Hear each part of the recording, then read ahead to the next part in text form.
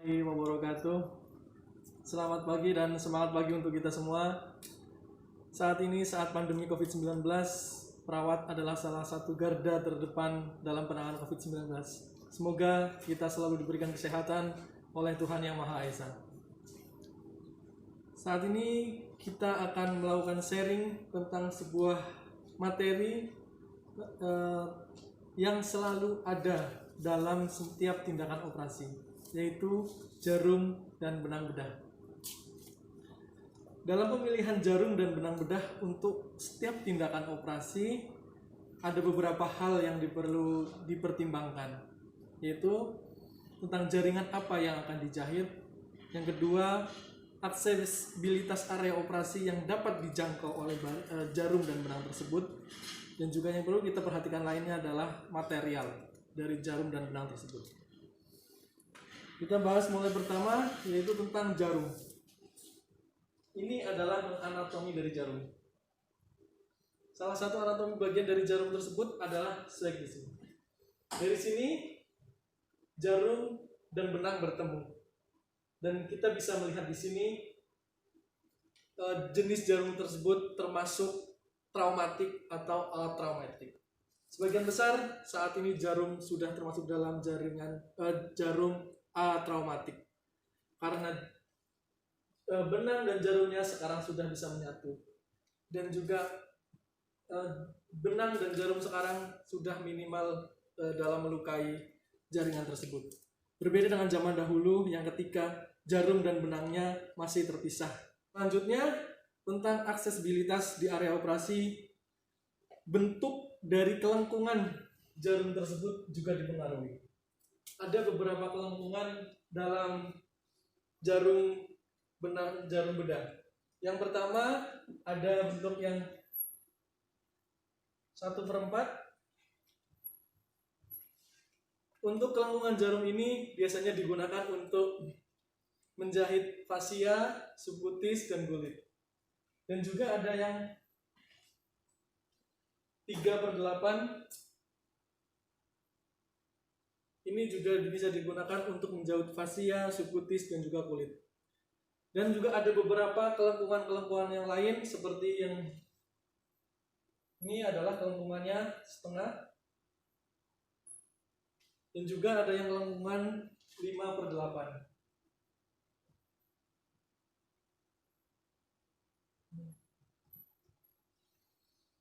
Kelengkungan ini bisa menjadi pertimbangan untuk aksesibilitas dari area operasi. Selanjutnya, dari ujung jarum tersebut, ujung jarum berbeda-beda. Salah satunya adalah cutting. Untuk ujung jarum cutting ini efektif untuk memotong jaringan, tetapi dapat merusak jaringan di bawahnya. Macam-macam cutting ada beberapa hal. Yang pertama ada konvensional cutting, reverse cutting, taper cut. Dan selanjutnya, ujung jarum yang selanjutnya adalah tentang taper point. Untuk ujung jarum taper point ini digunakan untuk jaringan yang lembut dan mudah tembus. Selain dari kedua tersebut, cutting dan taper, juga ada beberapa ujung jarum yang berbentuk blend dan juga berbentuk spatula. Selanjutnya kita akan bahas tentang benang. Benang digunakan untuk ligasi pembuluh darah dan juga untuk aproksimasi jaringan. Sebelum kita menggunakan jarum dan benang tersebut, yang perlu diperhatikan adalah, yang pertama untuk benang adalah harus satu steril, yang kedua mudah digunakan, reaksi terhadap jaringan itu minimal, memiliki tensile of strength yang memadai, dan juga simpulnya aman. Benang memiliki beberapa klasifikasi.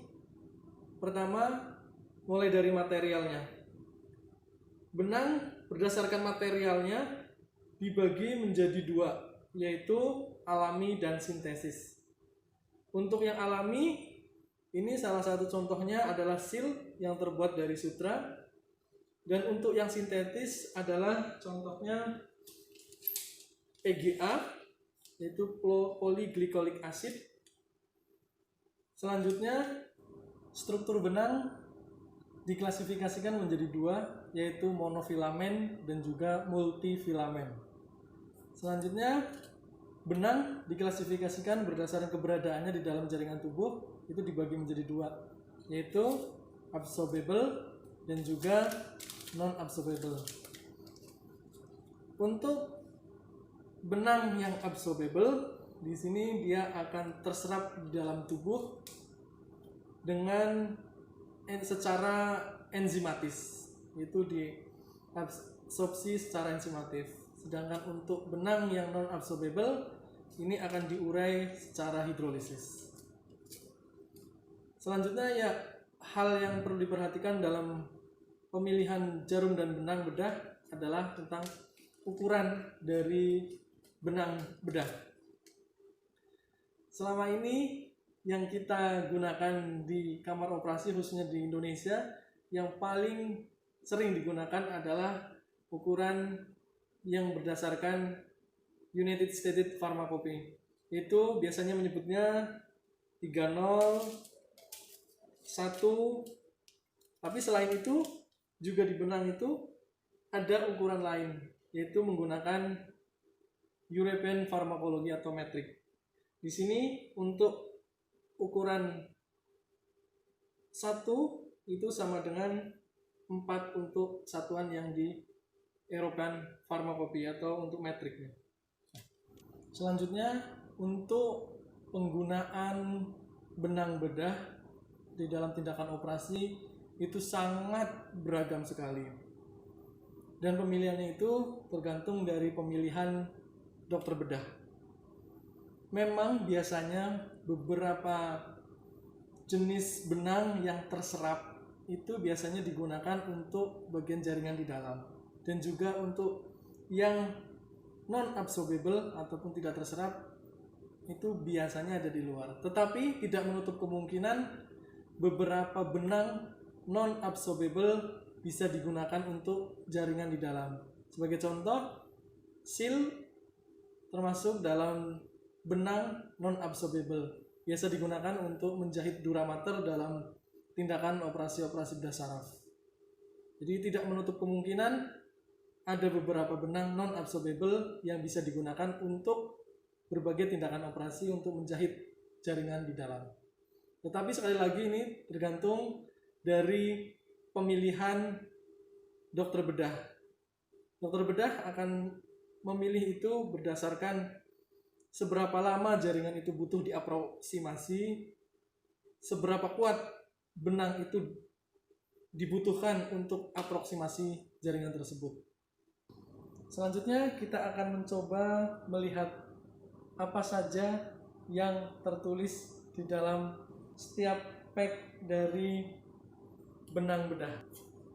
Kita lihat, yang pertama kali kita lihat adalah ukuran dari benang-benang tersebut.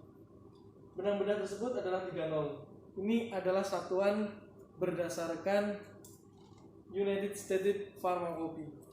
Dan biasanya teman-teman perawat bedah di Indonesia yang paling sering menggunakan ukurannya adalah berdasarkan satuan yang dibikin oleh United States of Pharmacopy.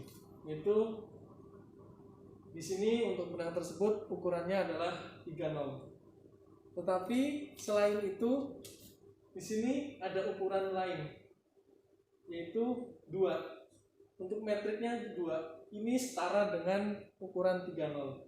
Sedangkan 2 ini adalah satuan yang dibikin oleh European Pharmacopy. Jadi ada 2 ukuran sebenarnya. Ini berdasarkan satuan yang dibikin oleh United States of Pharmacopy, dan juga ini satuan berdasarkan European Pharmacopy. Jadi 30 ini setara dengan 2 untuk satuan dari European Pharmacopy. Dan berdasarkan ukuran benang yang berdasarkan European Pharmacopy atau metrik tersebut, kita akan tahu bahwa benang tersebut diameternya kurang lebih 0,2 mm dari satuan metrik tersebut. Selanjutnya adalah kelengkungan dari jarum. Di sini tertulis 3/8 C. Jadi kelengkungan dari jarum tersebut adalah 3/8. Untuk tipe dari jarum tersebut adalah cutting. Ini tertulis cutting, dan juga ini adalah middle point-nya. Ujung dari jarum tersebut seperti segitiga terbalik, yaitu cutting. Selanjutnya, benang di dalam pack ini panjangnya 45 cm. Benang tersebut steril. Di sini ada indikator, ada tulisan sterilnya. Ini menunjukkan bahwa benang tersebut di-pack dalam keadaan steril. Dan benang tersebut tidak boleh digunakan berulang, hanya digunakan satu kali, yaitu disposable. Dan hal yang perlu kita perhatikan dalam menyiapkan benang bedah tersebut adalah kita harus selalu melihat expired date. Jangan sampai kita menggunakan benang yang sudah expired. Demikian sharing tentang jarum dan benang bedah. Semoga bermanfaat dan semoga kita selalu dalam lindungan Tuhan Yang Maha Esa dan semoga selalu diberikan kesehatan. Terima kasih. Wassalamualaikum warahmatullahi wabarakatuh.